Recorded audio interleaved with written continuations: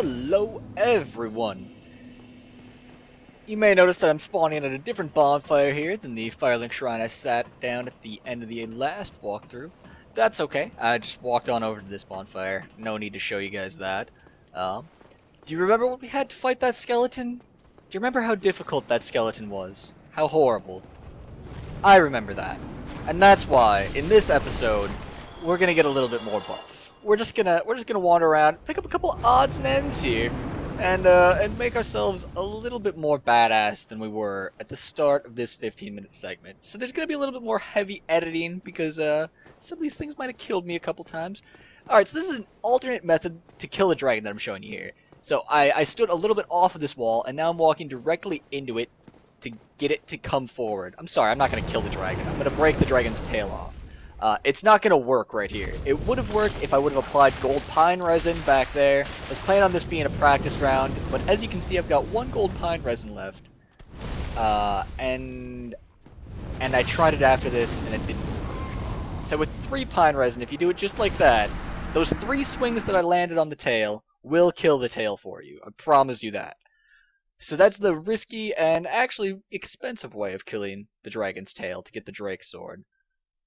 This right here is the easy way that everyone actually does, where you just go ahead and shoot the tail an awful lot. My aim is horrible. I'm speeding this up because it's a little bit of a trek to fire those arrows. I had 100 at the start. I'm already down to 83, it looks like, right now. But if you aim at the tail and hit it, and then aim at that clump of moss right there that you see me going back to, that's where his tail ends up being. And then after that, it's just timing. So you've got to land the first shot naturally. That second one's a gimme, though. So you've just got to spam, oh geez, I don't know, maybe 20 hits or something like that, using the short bow and the light arrows that I'm using. And that is going to break off the tail any minute now. There we go. And that gets us the Drake sword. And this sword is incredibly powerful early game, to the point that I actually sort of use it a little bit sparingly. I like the fighting style of the Uchigitana better. Sorry, Uchigitana. I've been informed that I pronounced that wrong. You can see these stats are out of control good. You can go back and pause that if you'd like to see those better. It does require 16 strength, which we don't have. We do not have 14 yet, even to equip the Uchigitana. But two-handy weapons, I looked up the exact value. It increases your strength by 50%. So if we two-hand this weapon, we do have enough strength to use it. And I'm just gonna show you a little bit of how powerful this Drake sword is. You can see it's got a special power when you hold it with 2 hands. It actually increases, I do believe, your magic defense. There might be something else beyond that. But you can see in the top left underneath our stamina bar there's a defense up icon. So I'm going to show you a little bit of how awesome the Drake sword is. It can easy enough one-shot these guys. Well, it'll do 300 damage with a backstab, that's for sure, when you're two-handing with it. But even if you don't get backstabs, you can one-shot these armored hollows now. Yeah, alright, go ahead and swing. I'll just rock your world in response to that. Not even a problem with a Drake sword. So, if you are having a trouble progressing, this Drake sword can probably solve your trouble. That's all I'm going to say about that. It's incredibly powerful early game, and doesn't require too much strength at all to two-hand. So it is worth at least investing enough strength to two-hand it. The other thing that it's got is its strong attack when you're two-handing does a pretty awesome move here. I'm trying to show you, but he keeps stabbing me when I try to do it. There we go. It actually sends out a shockwave and deals pretty massive damage to anything hit by that shockwave. Alright, so here I'm cutting over. This is just something funny that I did. This is the most useless fact in all of Demon's Souls. So if you've got one weapon, you don't need a second copy of it. At least not with a unique, like the Drake sword, that you can't take different upgrade paths. But it turns out that if you've got a Drake sword and you want to break off the Drake's tail again, You can do that, and it only takes 2 arrows and 2 two-handed swings with the Drake Sword. But it does not give you a bonus Drake Sword for doing that. And now you know that. You know that. You don't have to try that on your own. Alright, and one more thing that I'm going to show you here. Just gotta farm those souls. I'm on my way up to the top of a tower right now. And just so that, you know, we don't fast forward and get too disoriented here, we'll show killing the rats. Again, you can farm these guys, and they do occasionally drop humanity. I've gotten a couple off of those guys. I think maybe only one in this playthrough of my times wandering through the rat nest there. But if you climb this ladder, and instead of going straight like we have been, if you take a left here and go up this staircase, you can actually come up to a Black Knight. And this guy's pretty challenging. You can see he's challenging enough to have made me drop some souls. But here I get a lucky backstab. You don't always get that, and I follow it up with that fearsome shockwave the Drake Sword does, and he responds by coming really close to killing me there. And I want to just drop down that staircase and heal if I know what's good for me. Yeah.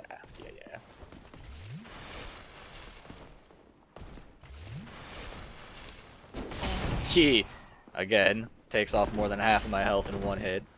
He's a dangerous guy. I do not want to fight him in this stairway, so I think that he's crowded enough that I can get that swig off. I do, and I proceed to run downstairs and try and get him into this open area. Make sure that you kill this guy first if you do need to bait him down to here, because otherwise fighting both of them at once is really tough.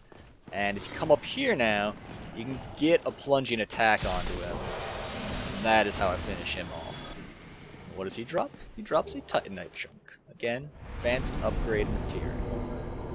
So I take those souls back to base and bank them into finishing off the strength I need for my Uchi-Gitna, and also upgrading my vitality a little bit. And now I'm going to show you guys what the Uchi-Gitna can do. I start off two-handing it here. And whether you're two-handing it or not, it takes 3 hits to finish one of these guys, with how much strength we've got. Switch into my shield, and swig on my Estus Flask. The backstab here, oh, I do not get a backstab here. There you go, see it takes 3 hits with either two-handed or one-handed at our level. But the backstab can one-shot things. I realized I had dealt a little bit of damage to him, so you'll have to take my word a little bit that the 6 damage I did there isn't going to matter too much. And I was planning on just showing you guys how the Uchi-Gitna fares compared to the hand axe we had before. But this ends up being a run to the blacksmith's bonfire that was just entirely too epic to pass up. So I'll show you guys some fine Uchi-Gitna work here. You can see my Estus Flask is already pretty depleted. And I let this guy just take way too many free smacks at me. You should always just block and then counter, really, or try and abuse your range. And here, get into a tiny bit of trouble because I end up aggroing all 3 of these guys at once. My lock-on goes to the guy on the bottom of the stairwell there. But I managed to get him to just line up perfectly here. Yeah, that's right. Stab all 3 of them at once with that fierce attack. Love that fierce strike. It is probably, even including that Drake Sword, I should say, the Drake Sword fierce attack, it does drain 20 of about 360, I think, durability on that weapon. So you should use it sparingly. It will damage the blade before too long. But you can see, I've already dried up on Estus Flasks. And I have a long way to go. Not super long, but there's a lot of enemies between me and that blacksmith. So I'm a little bit concerned. I think right there I actually paused and said, really, am I actually even gonna... Should I just go back to the bonfire maybe and try this again? But I say no. No, I'm going forward. And I don't want this guy to flank me because any little tiny flanking could easily spell the doom of me. I'll live through 1 hit if I'm lucky at this much health. And this guy tries to swing his Estus Flask. He's just taunting me like, oh, look what I have. It's so delicious. Delicious Estus Flask. And I say, no, you have to die for that. But around here, I know that to my left, there's one of those knights that can parry, and to my right, there's a lance dude, and both of those guys are tough to fight, and I do not want to fight them both at once. So I try to bait this Lance guy back, but he's just not having it. He is super stubborn, so I try and bust out my my pyromancy here.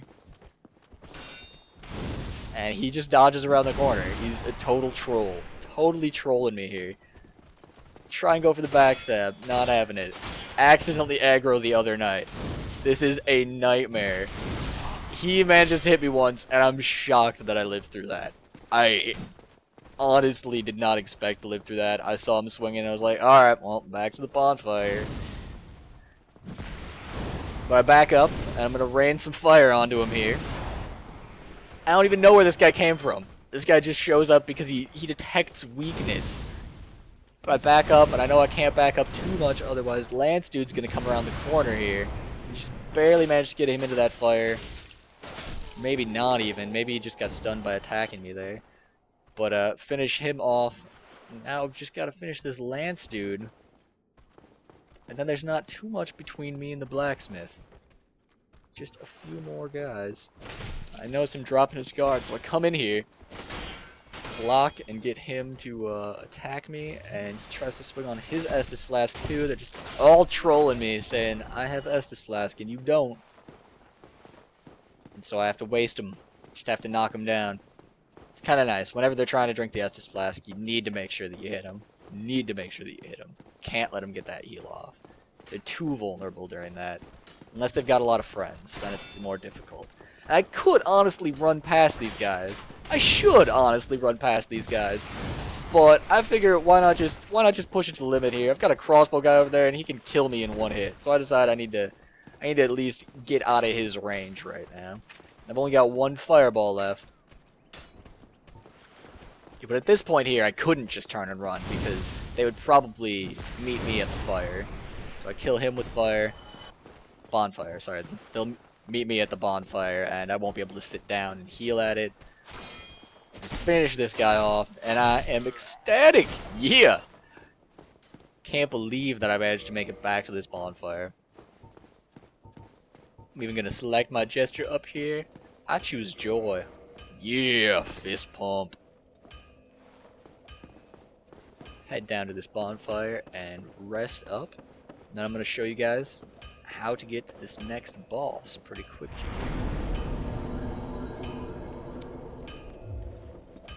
First, I notice I've got 1600 souls, and I was walking down to just meet with this blacksmith here, but I'm gonna realize, wait, I got a lot of souls to just spend at the blacksmith. I'm gonna go drop some of that into vitality for now. So, level up that vitality, get a little bit more hit points. I've got about 800 souls left. A Titanite shard costs 800, and then the upgrade costs another 200. So I'll make sure that I've got a Titanite shard. Head down to him. And all that I'm going to do here is I'm going to upgrade my Uchigitna. The damage will increase from 90 to 99. Right? Need anything forged? But I will take this opportunity to ask you guys to like this video if you like my video. And if you are a Twitter user, you can follow the Media Cows at the Media Cows. You can follow me at the Grim Lava Lamp. Don't get yourself killed. And he says, don't get yourself killed. Neither of us wants to see you go hollow. But whether you are hollow or not, he says that. Even if you've revived to human, he says the same thing. Anyhow, I created my at the Grim Lava Lamp Twitter. Just specially for posting videos for you guys. So that if I post any other games in the future and you decide you like my commentary, you can follow that.